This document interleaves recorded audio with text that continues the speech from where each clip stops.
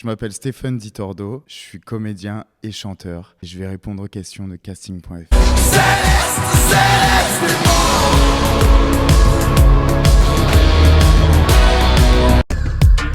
Quand j'étais petit, j'étais assez hyperactif. Et on a tout testé, kung-fu, karaté, judo, tout. Et ça canalisait pas. Il y avait un truc qui était encore vachement dynamique et trop en expansion. Et on a essayé le théâtre. Et vraiment, ça a trouvé un espèce de chemin, une voie. Et surtout quand j'avais joué Le Petit Prince. Et c'est ça qui m'a canalisé le plus et qui m'a ancré dans le sol. Ma première formation, c'est en art dramatique, donc théâtral, où j'étais dans des conservatoires de région, d'arrondissement, après sur Paris. Ensuite, j'ai fait la classe libre du cours Florent, qui était une expérience vraiment incroyable. Et le chant, je l'ai toujours fait en à côté. Dans toutes les prestations théâtrales, on me demandait de chanter. Je joue aussi de la guitare, de composer. Donc j'avais même un groupe un peu de garage, tu vois, rock, punk. Et on s'appelait, je me souviens, les OVNI Deluxe. Et vraiment, tous les week-ends, on allait dans le garage et on répétait et on jouait. Donc j'ai vraiment forgé aussi le chant en même temps que le théâtre, mais de façon un peu plus underground. Moi, j'ai toujours été bercé très rapidement par des gars comme Kurt Cobain, du rock, avec toujours cette volonté de crier, tu vois, à la face du monde, une espèce de rage. À 12-13 ans, je me souviens, j'avais le petit MP3, tu sais, comme avant, la rouge. Tu mettais 16 morceaux, il était plein. Et je l'écoutais en boucle, les morceaux de Nirvana. Et je me suis forgé à partir de cette façon-là de crier. Donc je crois que moi, ce que j'aime dans le chant, c'est pour pouvoir un peu hurler, crier à la face du monde. Un monde qui est, je pense, de plus en plus rageur, de plus en plus bruyant. Donc vraiment, dans tous les shows qu'on prépare avec mes musiciens, c'est trouver l'impact viscéral, où est-ce qu'on s'ancre dans la terre et qu'on puisse donner ça. Il m'a appelé depuis 4-5 ans pour que je fasse l'émission. Et je me suis dit, ok, j'irai le jour où je me sens vraiment prêt, où je peux aller performer, apporter un vrai plus. Quelque chose de très personnel. Et moi, il y a un allié que j'adore et que je voudrais vraiment citer qui s'appelle Bruno Berberes, qui est le directeur de casting de l'émission.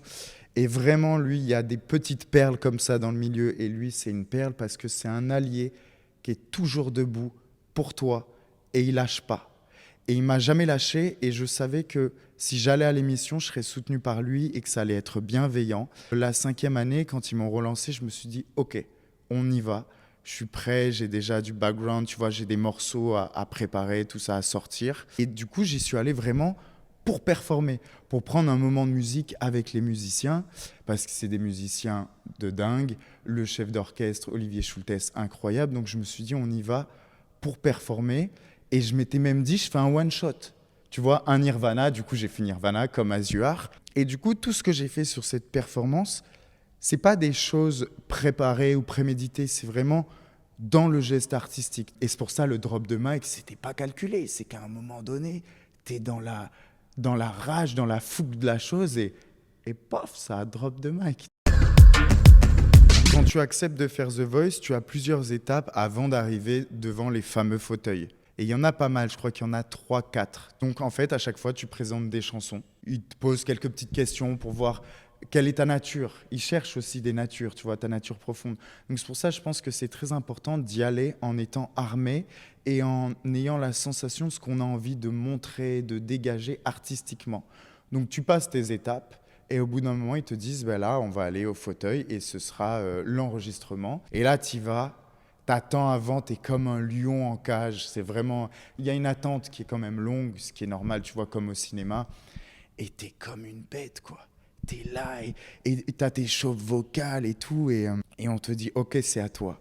Là, le cœur, t'as le palpitant. Puis c'est spécial parce que tu sais que tu vas forcément quand même te faire juger.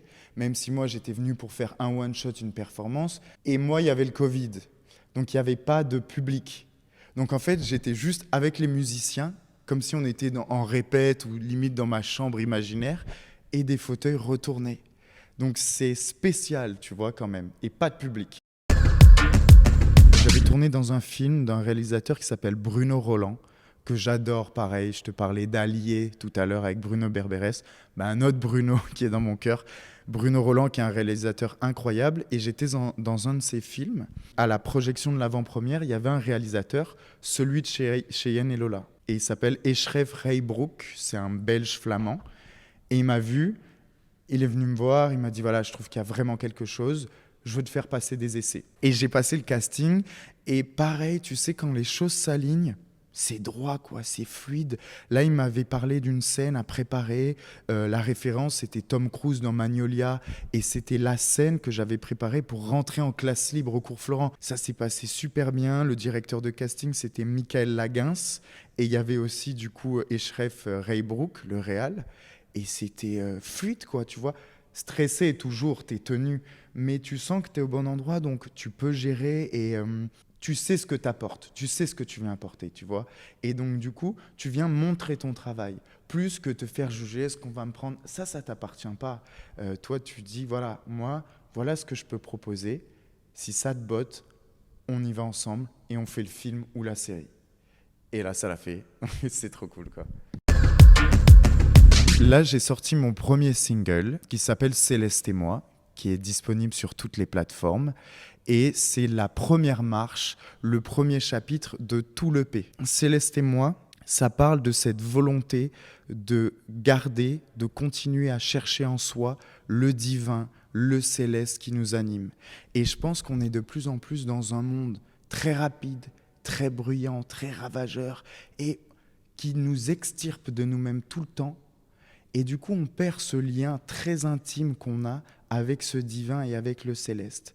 Mais moi, je pense, et c'est ce que raconte la chanson, qu'on a toujours une sorte de petit ange au-dessus de nous et qui nous dit « Hé, doudingue, calme-toi, tu vois, regarde en toi, trouve ce céleste, trouve le divin. » Et ça parle vraiment de cette chose-là. Et c'est, tu vois, célester, je l'ai mis comme un verbe. Ce serait presque comme cet ange qui crie encore à la face du monde « Aimez-moi, prenez-moi, célestez-moi ». Parce que c'est aussi comment se resituer par rapport au regard des autres.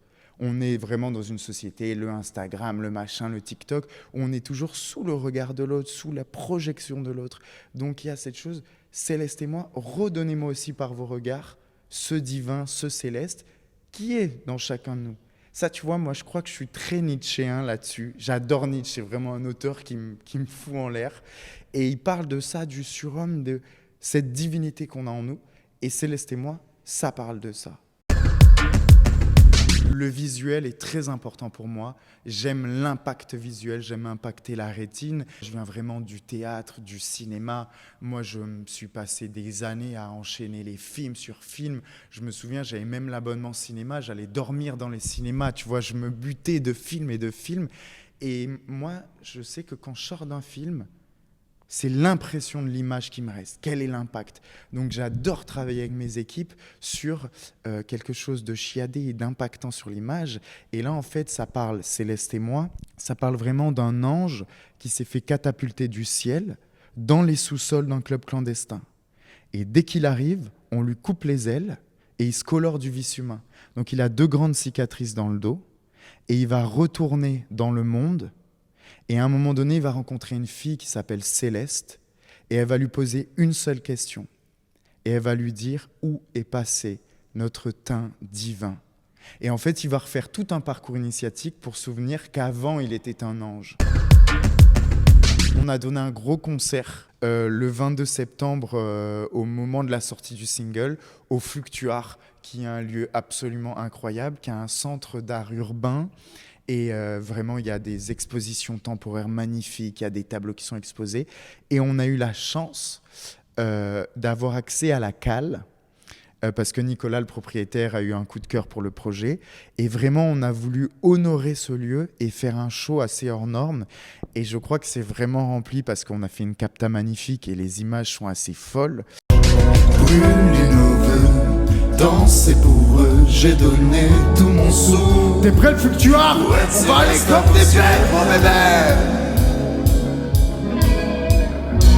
Je le dis pas avec prétention, je le dis vraiment pour tout l'amour et la fierté du travail qu'on a mis. C'est vraiment un travail immense. On y est depuis juillet pour septembre, tu vois, et on travaille ce live. Toujours dans mes lives, il y a cette sensation d'apporter une narration et tu vois, de parler de cet ange qui évolue de chanson en chanson. On a chanté tout l'EP et il y avait une vraie fusion, une vraie symbiose, tu vois, avec le public. Et en fait, c'est pour ça, c'est pour ce partage-là et c'est ce travail-là où on se dit, ok, je sais pourquoi je suis là, je le fais, et tout le travail derrière, toute la pression, là, c'est annulé en un instant, ça a duré 1h20, tu vois, le show. C'était un moment incroyable, et je remercie encore le Fluctuar, et je crois que vendredi 22 septembre, il s'est vraiment passé quelque chose, on a inscrit quelque chose dans la matière, et ça va porter ses fruits. Je suis avec 2 musiciens, Paul Sibyl et Pierre Locatelli, qui sont des musiciens incroyables et qui m'ont beaucoup épaulé. On a beaucoup travaillé et on a proposé quelque chose de très rock, même rock glam, tu vois, dans les habits. Et je sens que là, le cycle du rock est en train de revenir avec puissance. Je pense qu'on est au bon endroit et en tout cas, on le fait avec amour, passion. Donc, de très belles choses arrivent et j'ai hâte qu'il y ait d'autres dates de concert pour rencontrer des nouvelles personnes dans le public et qui découvrent ce show avec nous. On a eu une captation, mais digne des films de Kubrick, mais un truc de fou. Il y avait 6 caméras, tu sais, on avait fait une avancée, des caméras partout, mais d'un professionnalisme hors pair. La société s'appelle L3H Productions. On avait Nathan Cunier au son, qui est un petit génie, et à l'image, on a Jules Badarani, qui est absolument exceptionnel. Il a fait une captation incroyable. Et évidemment, pour les cicatrices, la make-up artiste, elle s'appelle Sophia Benomar, elle fait un travail dingue aussi au théâtre, elle est sur des événements. À la coiffure, on avait Manon Talandier qui était incroyable, et au stylisme, on avait Patricia Collin qui travaille sur les plus grands films avec Wes Anderson et tout. Enfin, j'ai vraiment une équipe folle, tu vois. Richard Noura aussi qui nous a beaucoup aidé sur le stylisme. Donc voilà, vraiment une équipe hors norme. Guillaume Gédouin à la lumière, ce qu'il fallait faire toutes les lumières. Donc vraiment, tout le monde incroyable. Et j'ai été aussi beaucoup aidé par DS Communication avec Mélanie Trèche qui m'a eu ce lieu-là, le Fluctuar, tu vois, avec toute l'équipe. Je suis très bien entouré et je suis très reconnaissant de cette chose-là. C'est de chérir sa singularité, d'écouter son temple intérieur, de se dire « Ok, moi j'ai l'impression que ça résonne comme ça en moi, comme ça. C'est cette chose-là que je veux proposer au monde. Que ça plaise ou que ça plaise pas, c'est là où je serai le meilleur.